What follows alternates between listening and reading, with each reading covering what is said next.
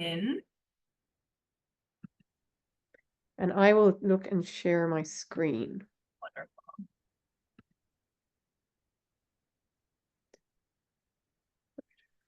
Yeah.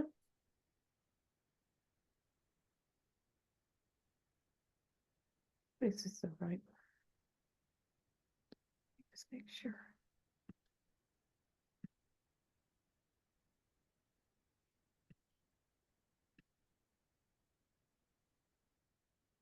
Yeah, okay.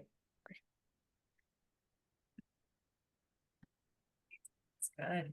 Does that look okay? Is it full Full screen? screen. Yep, looks wonderful. Perfect. Well, as people are coming in, I'm just going to start a couple of announcements. Thanks to everybody who's here to take part in the Cindy L. Dertinger Advanced Breast Cancer webinar series. Changed up the format a little bit this year because we've really gleaned over the feedback that being on a Zoom for 4.5 hours is not everybody's best. So we've broken it up into these lunchtime chats all month long. So we are really excited to have Dr. Ruth O'Regan kick us off, talk about clinical trials, how to access them, how everything works, because we do hear lots of questions. Next week, we're going to hear from Theo Munson, and she's going to talk about managing anticipatory grief. We will have a palliative care is not hospice session, and that'll be on Friday, October 18th. And then we will really wrap things up on Friday, October 25th with a panel of folks who are living with metastatic breast cancer to share their stories and really talk about some of the advocacy work that the coalition is working really, really hard on. So I'm very excited. All of these are being recorded and are available on our website. And with that in mind, Dr. Ruth O'Regan was so kind to share her slides in advance, and I want to put that in the chat in case you hadn't noticed those coming in your inbox, because I know that our groups that watch these they really want to kind of take notes and digest. So let's get that in the chat. It's hard to do both, talk and this. All right, here we go. All right, so let's kick this off. Welcome, Dr. O'Regan. She is the chair of medicine and Charles A. Dewey professor at the University of Rochester. She also serves as physician-in-chief of Strong Memorial Hospital and is the associate director of education and mentoring at the Wilmot Cancer Institute at the U of R. Dr. O'Regan earned her medical degree from University College in Dublin, Ireland. I do love listening to her chat with a beautiful accent. She completed an internal medicine residency at the Medical College of Wisconsin and her hematology oncology fellowship at Northwestern University. She has a wide range of professional history, very well credentialed. I could read them all off, but I would rather let her speak about all of these topics that we want to hear about. I'll just say she's been a great friend to the coalition, sharing her expertise numerous times, and we're really happy to have you here, but I'll turn it over. Dr. O'Regan. Well, thank you, Christina, and appreciate you inviting me to talk about this, which is really very dear to my heart, clinical trials. I've really been a clinical researcher since I was a fellow. I've led trials, and we've had some trials that actually have come out of either my lab or other labs that we've actually then been able to develop clinical trials from them. So they are very important, and I'm going to go through just some. I'm going to talk about types of clinical trials. We'll talk about some of the barriers to recruitment, and then obviously open up for questions. So I think all of you know that just some statistics to start. Now we're in Breast Cancer Month. The numbers now are that in 1 in 7, probably more like 1 in 7 women to age 90 will be diagnosed with breast cancer. The numbers of patients diagnosed with breast cancer has gone up, so it's 270,000 now. And unfortunately, we still continue to lose about 40,000 patients a year to breast cancer because of metastatic disease. The good news is the outcomes have improved, and partly through what I think the Breast Cancer Coalition is so great about doing, and other advocacy groups. Greater awareness has been very important, and also early detection. So just encouraging screening, obviously, it's very important. But also, I think, through more effective therapies, which we'll talk about some of them today. So, obviously all the drugs, and we have a lot of new drugs for breast cancer. they all came from clinical trials and practice-changing trials. And we'll talk about why do we need new agents if we have such good agents. And as I mentioned, we'll talk about types of clinical trials. So I just want to just for a minute talk about clinical trial endpoints. You've probably all heard these, but I just want to make sure that everybody understands. So it's a little bit different when you're talking about patients with metastatic disease versus patients with early stage disease. So for patients with metastatic disease, the kind of things you'll see are what's called response rate. And that basically means how much the cancer shrinks with the treatment. What we really want to see is a complete response where there's no evidence of cancer on imaging. But if you see a partial response, what that means is it shrinks by at least 50%. Stable disease means that the cancer neither shrinks nor grows. And that's an important one to keep in mind because certainly for hormone receptor positive metastatic disease, what's been shown is that if you get stable disease from a drug, the long-term survival is the same as patients who get a response. And that's been shown many years ago. Then there's another definition called clinical benefit rate. And what that is response rate in stable disease at a certain time point. It's usually 6 months, but sometimes you'll see 3 months. And then progression-free survival is how long a patient lives with the cancer that doesn't get any worse. So in other words, how long is their cancer controlled for? And then overall survival, obviously, is how long a patient lives. Now, in early stages of these, we talk about slightly different. You can't use response rate, apart from the preoperative setting that I'll talk about later on, because the patient doesn't have any evidence of cancer, right? We're treating kind of to prevent recurrences. So what you'll see is disease-free or event-free survival. And that's really the time until the patient has a recurrence of their cancer. And if anybody's questions along the way, feel free to stop me as well. So here are some major milestones in systemic management of metastatic breast cancer, which is we're going to focus on quite a bit today. So the estrogen receptor was identified back in 1958. Then following that, tamoxifen was approved initially for metastatic disease, then early stage disease in the 1970s to 80s. And I actually, during my fellowship and my time at Northwestern, I actually worked with this guy called Craig Jordan, who really is kind of known as the father of tamoxifen because he did a lot of work on developing tamoxifen and raloxifene for prevention, but also working out why cancers become resistant to these treatments. We'll talk a little bit more about HER2 was identified in about 1980, and then trastuzumab was approved in 1998. And then we've kind of gone into the genomic era where we're actually subtyping breast cancers more than we did before by looking at the genes that are driving them. And that's been quite fruitful in terms of getting new agents. Because really what we want to get to is this, which is personalized therapy. So we want to give the most effective treatment to a patient for every individual patient with cancer. And we want to just target the cancer and avoid unnecessary toxicity from the therapies that we give, because obviously that's a huge issue. So we know that in the early stage setting, many patients have long-term toxicities like neuropathy, for example. And in the metastatic setting, some of the toxicities of the newer agents we have can be quite significant as well. So that's really our overall goal with clinical trials, is to really find these therapies that will just target the cancer and not have off-target effects. So moving away from this one-size-fits-all approach. And I kind of said this as well. So making sure the patient receives the treatment they need, but not what they do. And we can certainly talk about later on. Well, some of the trials we have right now are actually looking at de-escalating treatment. So, there's good examples, for example, HER2 positive disease, where we tend to use 2 chemo drugs and 2 antibodies, but we know that not all patients need that amount of treatment. So we're looking at kind of taking away one of the chemotherapy agents, or actually both the chemotherapy agents in some instances, because of the toxicities associated with them. Now I'm going to tell the story of HER2 because it illustrates something important about clinical trials. So HER2 is expressed on pretty much every cell in the body. However, it's overexpressed in about a third of breast cancers. And as you may know, there's kind of 2 ways of checking for HER2. You could either check for the protein using just an immunohistochemical antibody, or you can look at the amplification of the HER2 gene, which is called fluorescence society hybridization, or FISH. So HER2 was discovered, as I mentioned, around 1980, and what they noted was that HER2 positive cancers were very aggressive. They were also almost always grade 3, and they had a very high likelihood of developing into metastatic disease within 2 to 5 years of follow-up. particularly if they were estrogen receptor negative. And as you probably know, HER2 positive cancers can be hormone receptor negative or hormone receptor positive.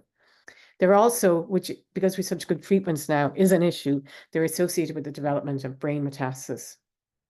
So Dennis Slayman was the person who basically identified HER2. And then working with Genentech, they developed this trastuzumab or Herceptin, which I'm sure you're all familiar with, which is a humanized anti-HER2 antibody. And you can see the picture of it here. Importantly, what we're seeing in gray here is that's showing you what's human. It's 95% human, only 5% mouse. Why is that important? Because the more mouse you have in an antibody, that sounds really weird, but mouse gene is what I mean. The more likely you are to get reactions to the antibody. And what we'll look at here is that when you add trastuzumab to chemotherapy, it improves outcome for patients with all stages of HER2 positive breast cancer. So this was the very initial study that was done. And what they did here was they took patients who had HER2 positive breast cancers and they randomized and received chemotherapy, which was standard at the time, alone or with trastuzumab. And they saw very dramatic improvements in outcome over time. And this was really where the breast advocacy movement kind of started, because what was happening here was that you could only get trastuzumab if you were on a clinical trial, but the advocates really pushed and pushed to make it more widely available, even though it hadn't been approved yet.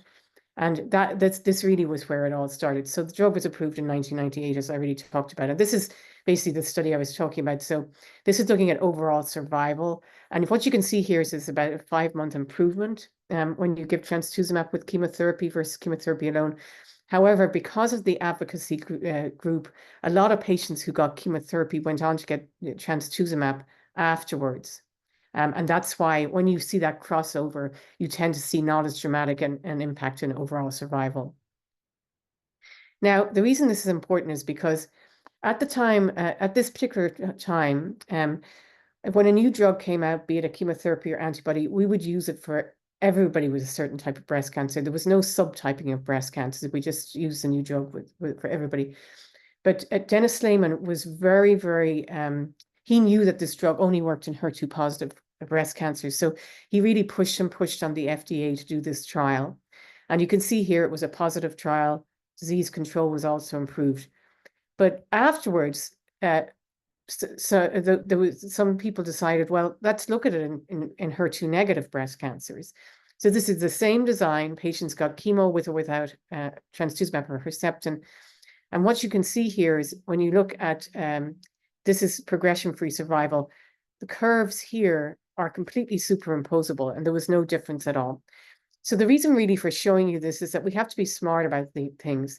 If you find in the lab that a drug works in a certain subtype of breast cancer, any other type of cancer, that's where it should be looked at in clinical trials. You shouldn't be just using it for everybody.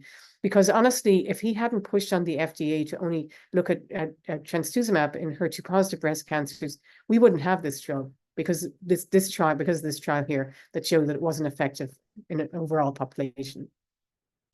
And it had a huge impact on the overall survival for HER2 positive metastatic breast cancer. This is pretty old data here.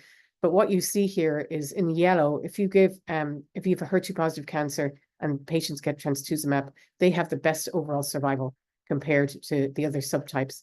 And the patients that had the worst outcome were patients who had HER2 positive breast cancers that didn't receive trastuzumab, which is shown in the brown here. And just for interest, I don't know how many of you have seen this movie. It's a Lifetime movie called Living Proof that actually was all centered around the discovery of the HER2 receptor, Herceptin. But really, it will be interesting, I think, for you to watch because it's very focused on the advocacy movement. And you can see here that a number of these individuals that were in the movie actually were breast cancer advocates. And then moving on, it was looked at, trastuzumab was looked at in the early stage setting, and now is obviously very complex. These are two of the earlier adjuvant trials. And again, just to mention, we're looking at disease-free survival, which is time to recurrence, and overall survival. And adding in trastuzumab with chemotherapy improved both of those endpoint points. So that's why it's used in the early stage setting. So this led to a revolution of agents targeting HER2. We have other antibodies that we use. We've got small molecules that target the internal part of the receptor. We have antibody drug conjugates, which we'll talk about briefly at the end. I'll describe what they are. And then there's other drugs as well. So there's so many drugs. And what is that? What is basically, does that mean? Well, what it means is that the outcome for patients with metastatic HER2 positive breast cancer is markedly improved from where it was. And pertuzumab or Perjeta is another antibody that targets HER2. And when you add that in the first line setting, along with trastuzumab and chemotherapy, and you only give the chemotherapy for about 6 months, so the toxicity goes away when you stop the chemo. This is the overall survival curves from this. This was called the Cleopatra trial.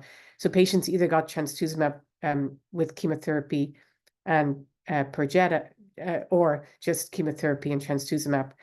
And you can see that by adding in the second antibody, which does not increase toxicity, there was a 16-month improvement in overall survival. I mean, that's really quite incredible. But the thing that's most striking here is that these patients are living for a median of 57 months, so almost 5 years. And this, again, as just to remind you, was an incredibly aggressive type of breast cancer. And we're seeing those type of survival curves also for hormone receptor positive metastatic breast cancer. This is just one of the antibody drug conjugates shown here.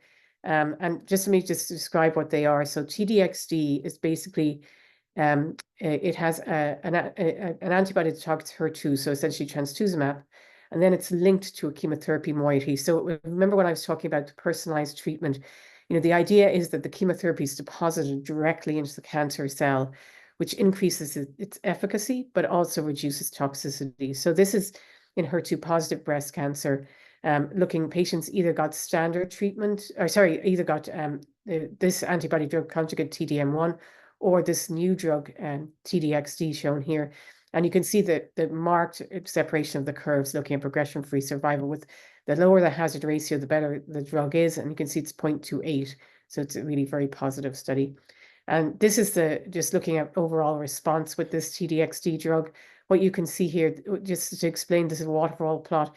Anything under the line is considered a response or tumor shrinkage. And you can see that there's incredible, almost all patients had a shrinkage of their cancer, and the response rate was 80% in this study. So really very, very high. So this just shows we have so many agents for HER2 positive breast cancer, which is just great. And I think we'll see even more impressive improvements in survival. And this is just looking at all the agents that we have approved for all types of breast cancer. You can see there's so many of them now, and some of them are subtype specific, not all of them. And of course, we use them in sequence in metastatic breast cancer, but there's really been an explosion. This actually isn't even up to date. There's other drugs that have been approved since this as well. Unfortunately, some of them can be quite expensive, so that's another thing just that we've been looking at. So with all that in mind, we've all these drugs. So like, why do we continue to need clinical trials? Well, I think we'd all agree we've made a lot of progress. But the problem is that, as I mentioned earlier, we're still losing way too many patients, more than 40,000 patients a year to breast cancer. So we've made a lot of progress, but we still have a way to go. So why does that happen? Well, it happens because cancers change. So basically, what happens is as they get exposed to an individual agent, they start changing, or other pathways start taking over the cells. So this is looking at hormone receptor positive breast cancers or estrogen receptor positive breast cancers. What happens here is that as patients get treated with more and more agents that target the the estrogen receptor, so endocrine therapy, what happens is you get all these other pathways and proteins start signaling, and they take over the cancer cell. And what happens is they impact the estrogen receptor so that the endocrine therapies don't work anymore. So there's been a lot of clinical trials looking at targeting these different proteins in these resistant cancer cells. And some of them actually have been quite effective, particularly if you target this PI3 kinase AKT pathway. So it's kind of akin to these super bacteria that you hear about. Because I think, as you all know, one of the things with antibiotics that we're always worried about is, and the reason that we don't give antibiotics out willy-nilly to patients is because what happens is, as bacteria get exposed to antibiotics, they become resistant. And I think many of you may have heard of this methicillin-resistant Staph aureus. So this is a highly resistant bacteria that if you get is very, very hard to treat. And this is the same thing that happens with cancer cells. So just to get to the crux of what we're going to talk about today. So as I mentioned earlier, all of those new therapies and the tests that we have that I showed you, they all go through rigorous, they all have rigorous study through clinical trials. As I show you, earlier trials are to make sure the drugs are safe. Then we look to see if they're effective in patients with specific cancers. And lastly, we have to confirm whether they're better than the standard of care, so the drugs we've been using previously.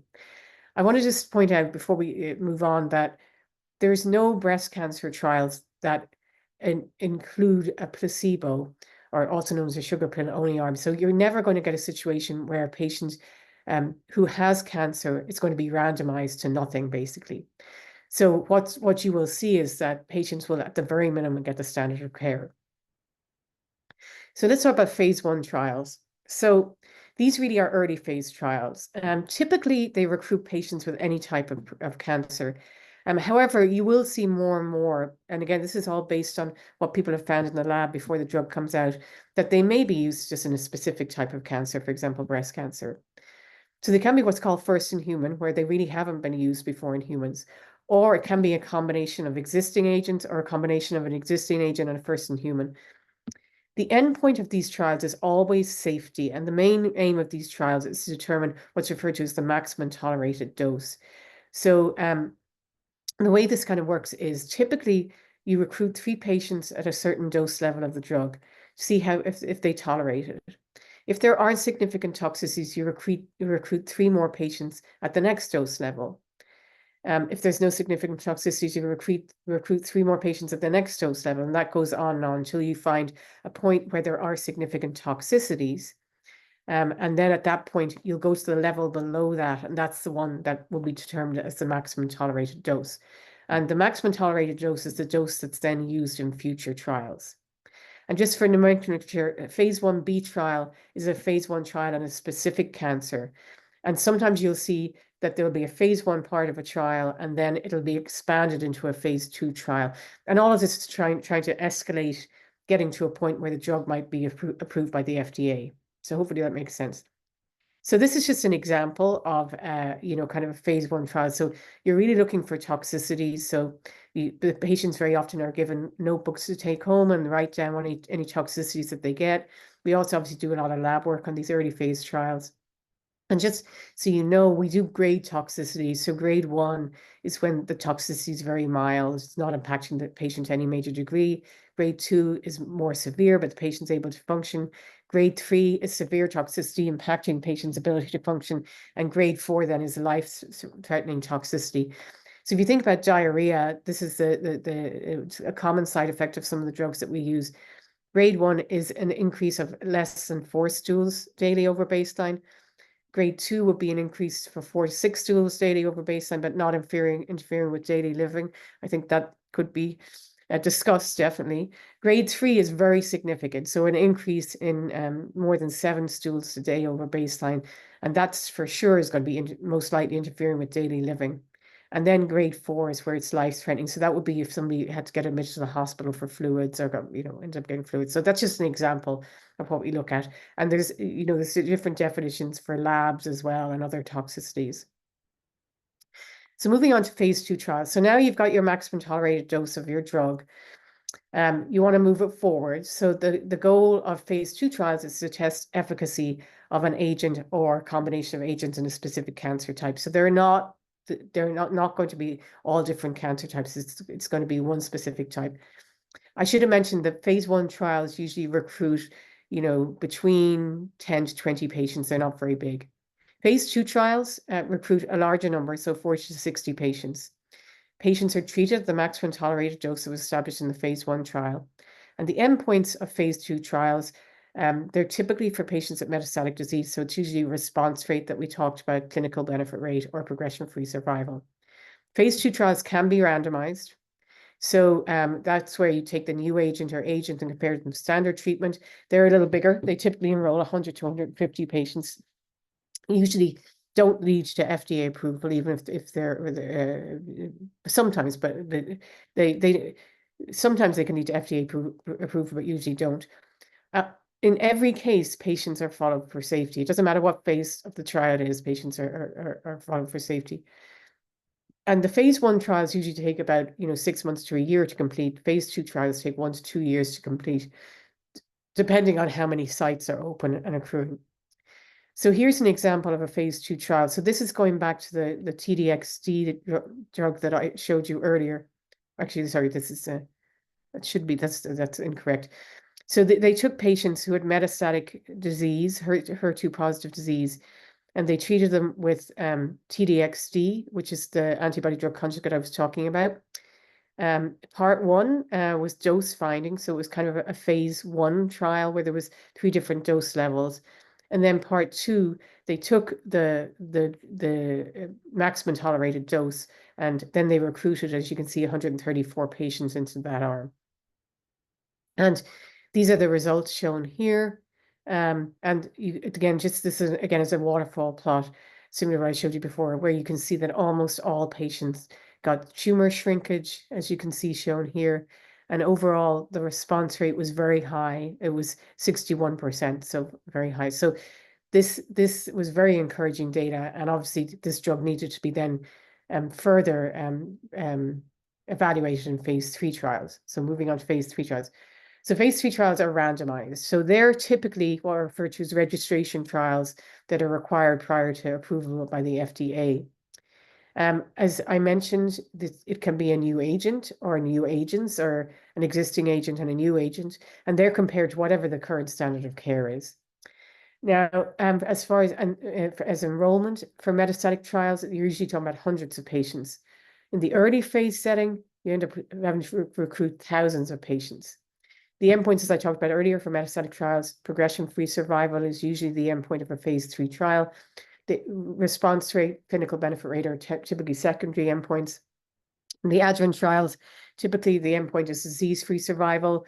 And in both metastatic and adjuvant trials, typically overall survival will be an endpoint. Sometimes there's 2 endpoints, as I mentioned here, two co-primary endpoints. It really depends. Before you roll out a randomized phase 3 trial, you're going to be talking to the FDA, and the FDA will kind of tell you what they think are reasonable endpoints, etc. The efficacy and toxicity are evaluated regularly by an external data safety monitoring committee. So what do I mean by that? So that's a committee that's developed, and they look at really de-identified data from the clinical trial. And they look at 2 things. Does the drug look effective compared to the standard of care arm? And are there any toxicities that we hadn't seen in phase 2 that would be of significant concern? And sometimes the Data Safety Monitoring Committee, they have the power to actually make the investigators stop the trial if they see too much toxicity, or if it looks like it's just not effective compared to standard of care. These trials take years to complete, especially in the adjuvant setting. So the Herceptin early phase trial that I talked about, that probably took, I think, 2 to 3 years, maybe even longer, to recruit the number of patients that they needed. So we're still talking about TDXD here. And I kind of showed you this trial a little bit before. So again, this is for HER2 positive metastatic breast cancer. And so as I showed you earlier, they'd worked out that the maximum tolerated dose was 5.4 milligrams per kilogram every 3 weeks.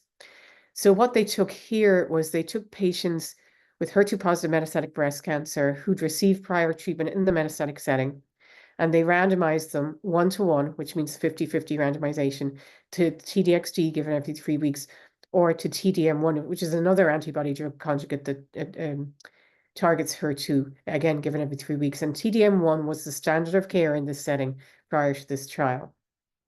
And I showed you this already, but you can see here is that the TDXD was markedly better than TDM1. So here, the median progression-free survival, what that basically means is where most of the patients fell in terms of progression-free survival was 7 months on TDM1, and was not reached at this endpoint with the TDXD. So markedly better outcome. And as I said, this hazard ratio is really very impressive. One of the things that hopefully you've picked up on here is that the journey of new drugs to a patient is very long. Okay, so first of all, the preclinical work, the stuff that's done in the lab where the drug is discovered, can take 3 to 5 years, can take way longer than that. Phase 1 evaluation, honestly, probably takes 1 to 2 years for sure to actually determine the maximum tolerated dose. Phase 2 probably takes 2 to 3 years by the time the data is analyzed and you've actually created the trial. And that, remember, that's looking at efficacy. And then phase 3, as I mentioned, can take 3 to 5, depending on the setting, whether it's early stage or metastatic. So you can see here that this takes 10 to 20 years to get a new drug into to a patient. And the other thing that's very sobering here is that only 10% of drugs actually make it the whole way to phase 3. So 90% of them actually are abandoned either at phase 1 or phase 2. And that's why the cost of clinical research is really incredibly expensive, especially in the US. And it's given as a reason why the drugs are so expensive when they come to market. I think we could certainly talk about that because they're not as expensive in other countries as they are in the US. But just to show you, this really is very laborious and takes a long time. Now, I just want to mention briefly, many of you may be aware that we sometimes give chemotherapy before surgery for patients with early stage breast cancer. So it's pretty routine to do this for HER2 positive breast cancers and also triple negative breast cancers. And what's nice about this is that it's a much quicker way of determining if an agent has activity in the early stage setting. So the goal really is to, because unlike as I was talking about adjuvant trials, when patients don't have any evidence of disease and you're kind of giving them the drug on the assumption that there's a rogue cancer cell somewhere in their body, that if we don't kill that cancer cell, the patients are going to have a recurrence of their cancer. In this case, you have a cancer that you can measure, so you can look at response rate. So the goal of the preoperative studies or neoadjuvant studies are to assess efficacy of an agent or agents more rapidly than with adjuvant trials. The endpoint of these trials universally is what's called complete pathologic response. And what that is when there's no cancer after treatment at the time of surgery. One of the things I'm sure you're probably aware of, when you get diagnosed with a breast cancer, they put a little clip in. And that really helps the surgeon determine where to actually do the surgery. But it's not uncommon, especially with HER2 positive breast cancers, for there to be no cancer left. And they just basically take out where the clip is and the surrounding tissue. And you may ask the question, well, why do you need surgery if you've had a complete response? And it's a very good question. But the data we have on that basically shows that there's a higher risk of the cancer coming back in the breast if you don't do surgery. So at the moment, surgery is the way to go. And what we know for triple negative and HER2 positive breast cancers is that if you have a complete response to this preoperative treatment, the rate of your likelihood of having a recurrence is very low and the outcome is very favorable. And the good news is that triple negative and HER2 positive breast cancer are the ones that most likely to respond. ER positive breast cancers don't respond as much to preoperative chemotherapy, at least. And interestingly, the FDA used this setting to approve pertuzumab or Perjeta, which is the HER2 antibody that I mentioned in this setting. That was the first time that ever happened because there was a trial done where patients got chemotherapy with trastuzumab or chemotherapy with trastuzumab, pertuzumab, and pertuzumab. And what they found was that the pathologic complete response rate was much higher when you gave pertuzumab, and this led to the FDA approval. In ER-positive breast cancer, it's a little trickier. So sometimes we look at endpoints of how rapidly the cancer is growing. Some of you may be familiar with this proliferation marker called Ki-67 or Ki-67. What's been shown is if you use endocrine therapy preoperatively, sometimes they'll look at how much the Ki-67 decreases as a surrogate endpoint. But again, just the point of all of this is basically to try and get quicker approval, a quicker answer to whether the drug's effective, which can then result in quicker FDA approval.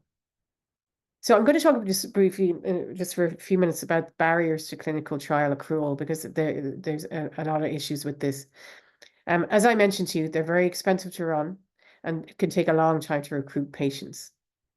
So this is not good because it means patients have to wait years to assess these agents that, as I show you, you've got so many agents that treat the cancer effectively. So we really want to try and speed up clinical trial accrual because then the drug gets approved more quickly.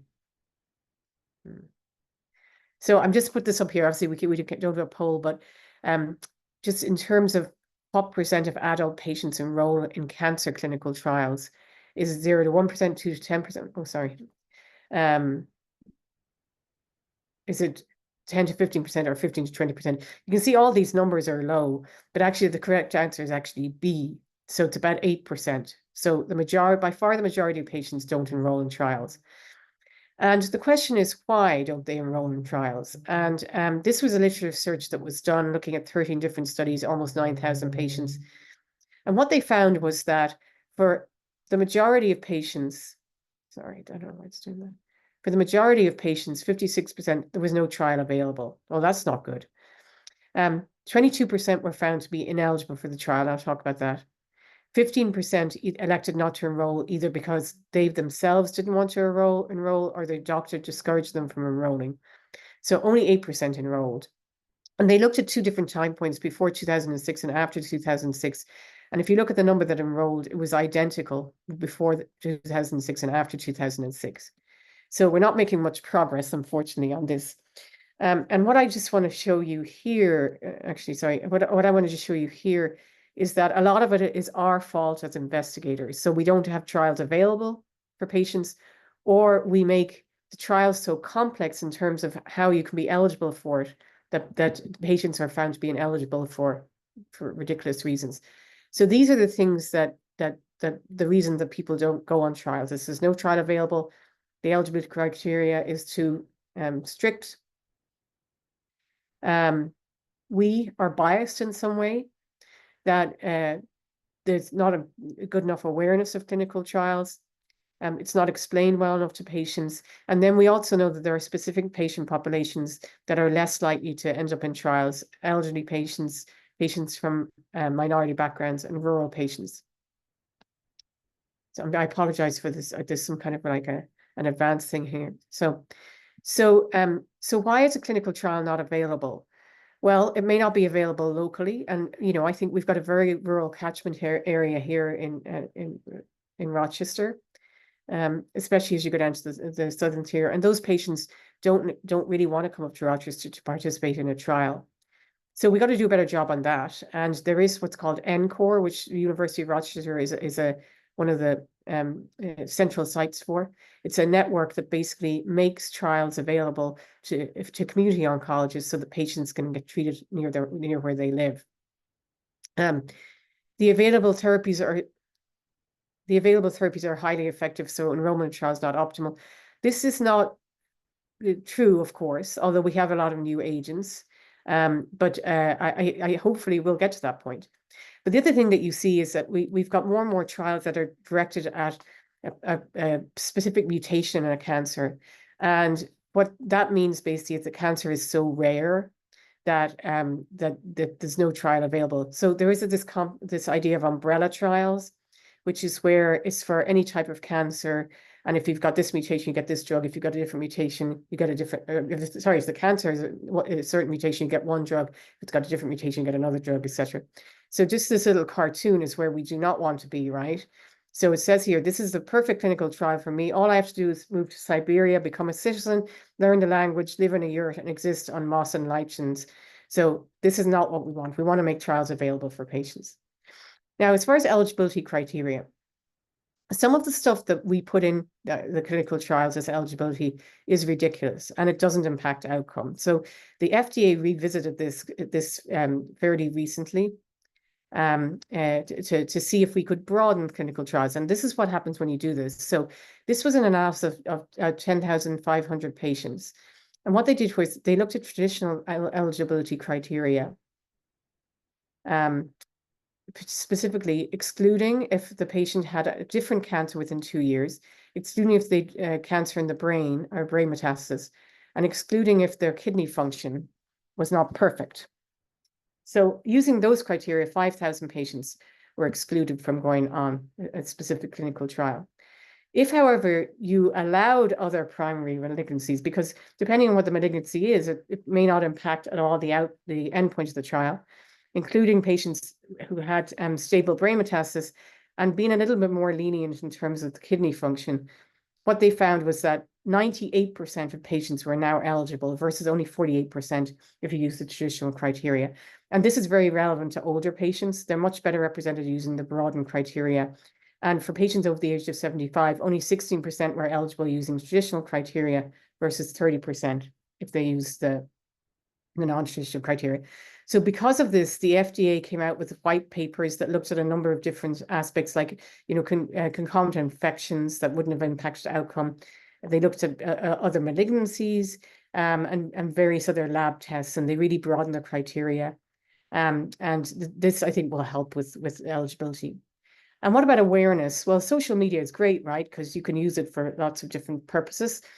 And one thing would be to increase awareness of clinical trials. So there are pros and cons to this. So the pros are you can increase awareness. It's very cost effective, doesn't cost anything. Trial results can be disseminated in a rapid manner. Most people, as we know today, are online. And it's also a way of giving social support for trial participants and caregivers. The problem is there are some downsides here because patient privacy and confidentiality, which every patient that goes on a clinical trial signs a form basically saying that it's okay for us as investigators to look at their medical records, but not anybody else. When you go on social media, very often, it's not private, it's not confidential. There's potential of coercion if non-IRB approved data is presented. So say, for example, a patient's on a clinical trial, they post something on social media saying they were on the trial and the drug had a horrible toxicity or it didn't work. Well, another person might see that post and they're on that trial and they might say, I'm coming off that trial because the drug doesn't work and it's too toxic, whatever. So that's one of the issues here. Obviously, there's a disparity here. If patients don't use social media, you can't reach them. So that's an issue. And impact on clinical trial conduct and study integrity. That's kind of what I was talking about before, where, patients just read some posts and decide to come off the trial. So they're just some of the things we're looking at. So I'm going to end there and open up for questions, but just to remind you the importance of clinical trials.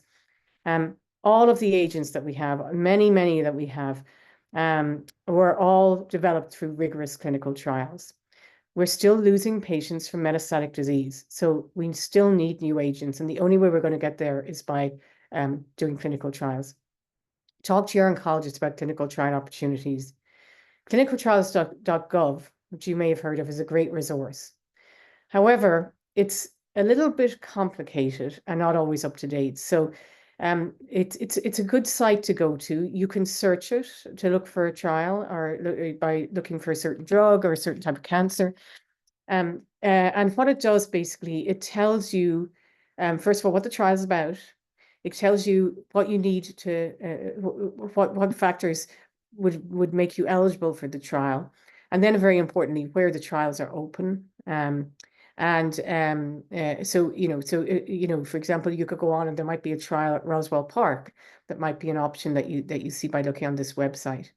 One of the things I personally would like to see is, for our trials are all on the Wilmot Cancer Institute website, is to try and make them a little bit less medical language and a little bit more lay language. I think for patients would be great. And what I'd like to see is every time you open a trial is just actually have a little paragraph saying, with basic eligibility and kind of what the trial's about, so that it could kind of pique the interest of patients. And I'm just going to end by saying, we've got to thank, I don't know how many of you have been on clinical trials, but, my thanks goes out to all the millions of patients who have or will enroll in clinical trials. I think that was my last.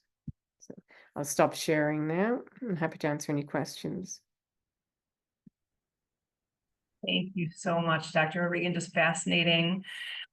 Reminding everybody that this is recorded, so it's very dense and a lot of information. If you want to review it, you certainly can.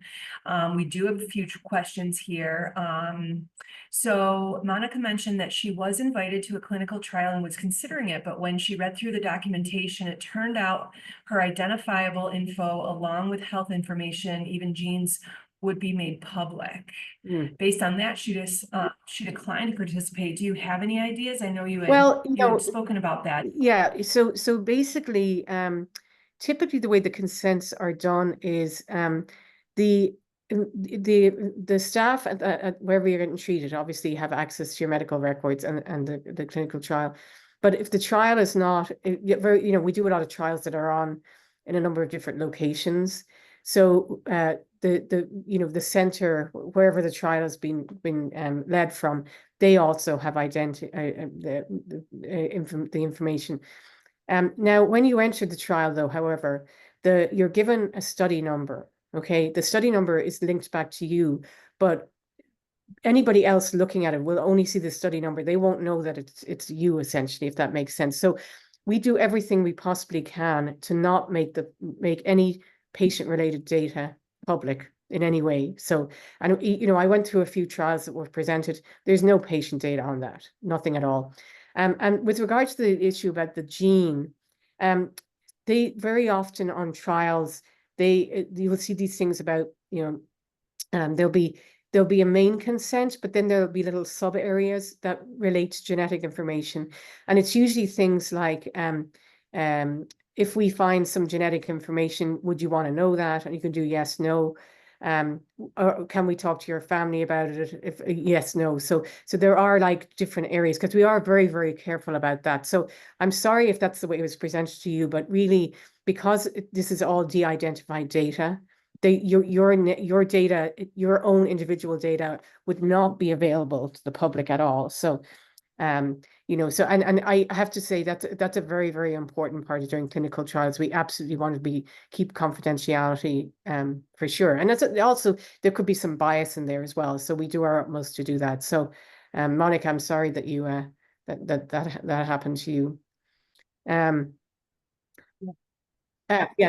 it's good. I So love this. she's asking about 10% of drugs that make to phase 3.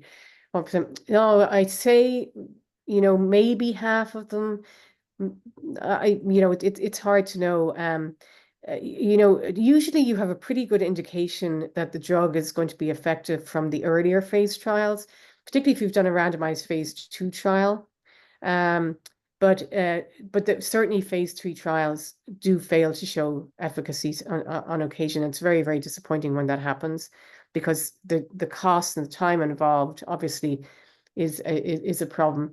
The other thing that this brings up is, I mentioned that sometimes you see co-primary endpoints, so disease control and overall survival, for example, and sometimes you might make one of those endpoints but not the other. And then you're kind of in a situation where the FDA looks at the data and tries to decide, is it worth approving because the disease is controlled, but there's no overall survival benefit. And I would say in a lot of cases, they will approve a drug like that, because even though overall survival is the holy grail, that's really what we want to see for patients. I think having a patient on an agent that's not toxic for a long period of time is also very positive, right? Because obviously, patients with metastatic disease, you're talking about, sequential agents, basically. Yeah, it's tough, right? With clinical research. And Helena's asked about diversity and recruitment and enrollment. Oh, I had some slides on that Helena, sorry, that I want to talk about. So yes, this is a huge issue. So if you look at the number of patients that go on trials, patients from minorities usually make up, less than 20%. And obviously it is somewhat dependent where the trial is being run, for example. So that's a huge focus. So as you may know, we just had a site visit from the National Cancer Institute, because we're trying to get designation for the cancer center. And this is something that you have to present to them. And we actually recruited numbers that mirror our catchment area, thank goodness, because they really, really look at that. And it's a huge issue. And I think just to give you, so I worked I was in Atlanta for 10 years. I worked at Grady Memorial Hospital, which is one of the largest public safety net hospitals in the country. And the population we treated there was 85% African American. And when I got there was no trials going on, but we ended up opening some trials there, and we had a team there. The nurses were African American, my nurse practitioner was African American, the research staff were African American. And we ran 2 trials there where more than 50% of the patients we recruited were African American. So it can be done. It's a huge priority. There are some inherent, so obviously the issues I talked about with not having trials available and eligibility impact everybody, including, minority patients. But on top of that there is some mistrust, obviously, because, You know, there's been some issues before, historically. I think we're kind of getting over that more and more. Um, but you know, again, other things that might play in here, you know, these are going to be very busy clinics. It takes much longer to actually talk about a clinical trial and talking about standard treatment. But you have to make the time to do it. So I think it's really important. And the other thing I was going to say is the eligibility criteria that I talked about. There's a study that I didn't show here that basically showed that African American patients are more often excluded because of eligibility criteria than white patients. But if you use those broadened criteria I was talking about, there's no difference, basically. And the other thing that where's this data, a lot of data is saying that if an African American is presented a clinical trial, they're just as likely to go on as a white patient. So definitely some of this is trial availability and us not communicating well enough to the patient, or at least not talking to them about trials. So yeah, so that's a really important issue. The other group just to mention here is elderly. You know, we have we probably have the best geriatric oncology program in the country at Wilmot. And again, elderly patients, you know, sometimes obviously they're not well enough to go on a clinical trial, but again, they're excluded for those little, you know, traditional criteria more than younger patients, right? Even though if you use the broadened criteria, they're much more likely to be eligible for a clinical trial. And I've had patients in their 80s on clinical trials that have done fine. So, you know, I think so. That's another group that I think we really have to think about. If it makes sense, obviously. Wonderful questions, absolutely. And I just have to say too, I love listening to your chats because there's so much out there for HER2 positive breast cancer, and that's the kind that I was diagnosed with. So Oh, okay. really interesting today. I like Yeah. that story Oh, because I think, you know, it's such a success story because you took like a really bad player cancer and turned it into like really the best breast cancer.